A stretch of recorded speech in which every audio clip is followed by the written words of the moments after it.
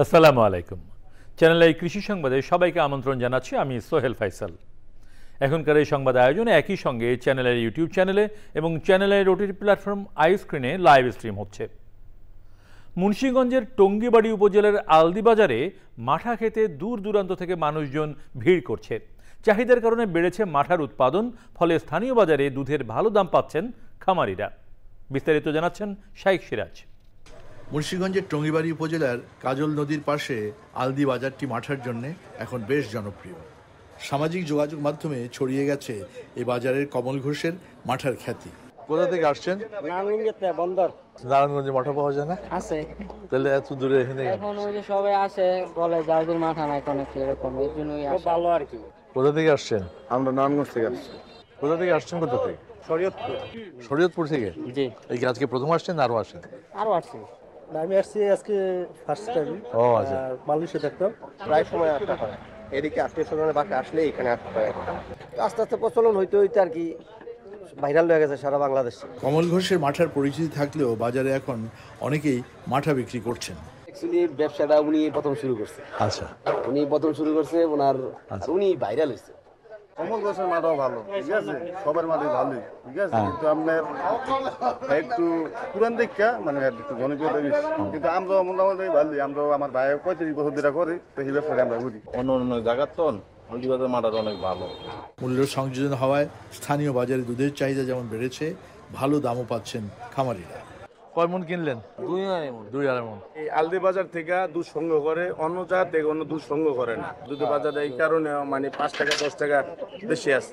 দুধের বাজারটা এখানকার দুধটা মাটার ক্ষেত্রে ইউজ করা হয় বেশি। এভাবে দুগ্ধ প্রক্রিয়াজাতকরণ শিল্পের বিকাশে কর্মসংস্থানের সমস্যা সমাধান সম্ভব। ঐতিহ্যের মাঠা বা ঘোল শুধু পুষ্টিকর পানি না, এটি দুগ্ধজাত শিল্পকে সম্প্রসারণের জন্য একটা কার্যকরী ভূমিকা রাখার যথেষ্ট সুযোগ এই বাজারে সুবিধা থাকে। যদি স্থানীয় পর্যায়ে খাঁটি দুধ এভাবে মাঠা তৈরির কেন্দ্রগুলো গড়ে ওঠে, তাহলে দুধের একটা ভ্যালু অ্যাড করে এই শিল্পটা বিকাশ হবে। মুন্সিগঞ্জের আলদি বাজার থেকে শাইখ সিরাজ, চ্যানেল। এ নিয়ে বিস্তারিত প্রতিবেদন দেখুন আজ রাত 9টার সংবাদের পর হৃদয়ে মাটিও মানুষ অনুষ্ঠানে। শনিবার মধ্যরাত থেকে শেষ হচ্ছে মা ইলিশ রক্ষায় 22 দিনের নিষেধাজ্ঞা। এবছর মা ইলিশ রক্ষা অভিযান সফল হয়েছে দাবি করছেন সংশ্লিষ্টরা, তবে জেলেরা বলছে ভিন্ন কথা। মোর্শেদ আলমের তথ্যচিত্রে আল মুকসিদের রিপোর্ট। ইলিশের নিরাপদ প্রজনন ও উৎপাদন বৃদ্ধিতে গত 4 অক্টোবর থেকে 25 অক্টোবর পর্যন্ত দেশে 6টি অভয় আশ্রমে শুরু হয় 22 দিনের নিষেধাজ্ঞা। এ সময় নদীতে মাছ ধরা বন্ধ থাকায় জেলেরা বেকার হয়ে অনেকেই এনজিও, সমিতি ও বিভিন্ন ব্যাংক থেকে টাকা নিয়ে ট্রলার, নৌকা ও জাল মেরামত করেন। ঋণের বোঝা মাথায় নিয়ে মাছ শিকারে যেতে সকল প্রস্তুতি শেষে নদীর পাড়ে সারিবদ্ধভাবে নৌকা নিয়ে অপেক্ষা করছেন তারা। নিষেধাজ্ঞার সময় শেষ হতেই নদীতে নৌকা ভাসাবেন জেলেরা। আগে তো সাগরের মাছ ধরা, জাটকা মাছ ধরা, ওই জাটকা মাছ সাগরে নিবন্ধন করতে পারতো, তো নদীতে মাছ থাকতো, আর আপনার মনে হয় ইলিশ মাছ ডিম ছাড়তো। এখনো ভরপুর ডিম, এখনো ডিম ছাড়তে পারে না। আরো 8-10 দিন অভিযানটা বাড়িয়ে দেওয়ার দরকার, কারণ অভিযান এবার আগে দিয়ে লাইছে। নিষেধাজ্ঞার মধ্যেও নানাভাবে সন্ধ্যার পর থেকেই মাছ শিকার করেছে অসাধু জেলেরা, এমনটি অভিযোগ কিছু জেলের। কিছু ফারিয়ালার মিল করে মনে করেন এই 12 দিন মনে করেন জাল পাইতেছে, মনে করেন 1 ঘন্টা 1.5 ঘন্টা সময় দেয়। স্ত্রী সাহেব আনার আগে যা মনে করেন জেলেরা নামে মনে করেন মাছ দিরা জায়গায় আমগরও বয়া থুইয়া অনে হেগর টাকা খায়, হেগর রাতে 1-2 ঘন্টা ইয়া দিয়া দেয়। যেদিনকে ইয়ারা নামবো, বরং অফিসার নামবো, এদিনকে এর আগে কয়ে দেয় তোরা জাগিয়া। অন্যান্য বছরের তুলনায় এবছর মা ইলিশ রক্ষা অভিযান সফল হয়েছে বলে দাবি জেলা মৎস্য কর্মকর্তার। উদ্বুদ্ধকরণের মাধ্যমে মোটিভেশন দিয়ে সেটা বোঝাতে হবে যে এই সম্পদটা আপনাদের, এটা রক্ষা করতে পারলে আপনারাই ভবিষ্যতে লাভবান হবেন।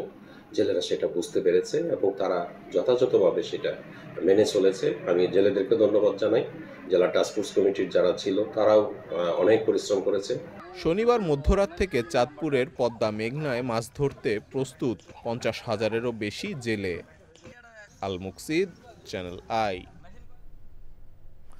দিনাজপুরে অনুষ্ঠিত হয়েছে BWMRI উদ্ভাবিত প্রযুক্তি পরিচিতি ও সম্প্রসারণ শীর্ষক কর্মশালা। এতে প্রধান অতিথি ছিলেন বাংলাদেশ সরকারি কর কমিশনের চেয়ারম্যান অধ্যাপক ডক্টর মুবাশ্বের মোনেম। বাংলাদেশ গম ও ভুট্টা গবেষণা ইনস্টিটিউটের মহাপরিচালক ডক্টর সালাউদ্দিন আহমেদের সভাপতিত্বে কর্মশালায় বিশেষ অতিথি ছিলেন বাংলাদেশ সরকারি কর কমিশনের সদস্য ASM গোলাম হাফিজ। কর্মশালার আগে অতিথিরা BWMRI গবেষণাগার, উদ্ভাবিত গম ও ভুট্টার জাত এবং যান্ত্রিক কৃষি উপকরণ কারখানা পরিদর্শন করেন। দেশের চিনি শিল্প টিকিয়ে রাখা এবং আখ চাষের উৎপাদন বৃদ্ধি করার লক্ষ্যে নাটোরে আখ চাষে উদ্বুদ্ধকরণ ও মতবিনিময় সভা হয়েছে। অনুষ্ঠানে প্রধান অতিথি হিসেবে ভার্চুয়ালি উপস্থিত ছিলেন বাংলাদেশ চিনি ও খাদ্য শিল্প কর্পোরেশনের পরিচালক রাশিদুল হাসান সহ অন্যরা। বক্তারা বলেন, আখ চাষের উন্নয়নে ছাড়া চিনি শিল্প টিকিয়ে রাখা সম্ভব নয়। এজন্য আখ চাষিদের প্রতি সরকার এবং সংশ্লিষ্ট কর্তৃপক্ষকে আরও মনোযোগী হতে হবে।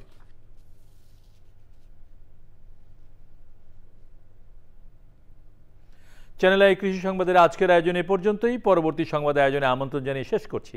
সবাইকে ধন্যবাদ।